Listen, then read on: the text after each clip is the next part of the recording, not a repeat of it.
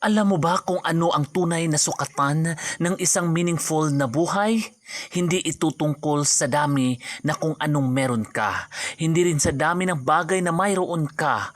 Achievement na nakamit mo o papuring natanggap mo.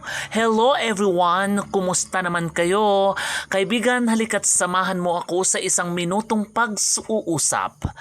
Alam mo ba kaibigan, a meaningful life is not built by collecting more possessions, achievements, or praise.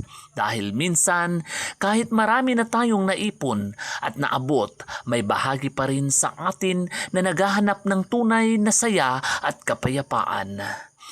It is built by collecting moments of gratitude, acts of kindness, and memories that remind you how beautiful life has always been.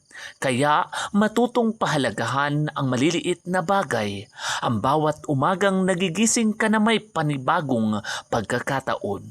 Ang simpleng tawanan, ang kasama ang pamilya, ang isang salamat na galing sa puso, ang kabutihang ginawa mo sa isang taong nangangailangan at ang mga simpleng sandali na maaaring ordinaryo ngayon pero balang araw magiging pinakamahalagang alaala mo. Huwag mong ubusin ang buhay mo sa kahahabol sa mga bagay na wala na.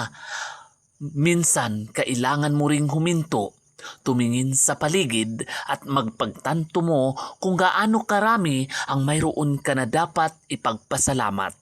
Be grateful, be kind, make memories. Dahil sa huli, hindi natin maaalala kung gaano karami bagay ang naipon natin. Mas maaalala natin ang mga taong minahal natin at ang kabutihang ibinigay natin, ang mga sandaling nagpasaya sa atin at ang mga alaala na habang buhay nating dadalhin.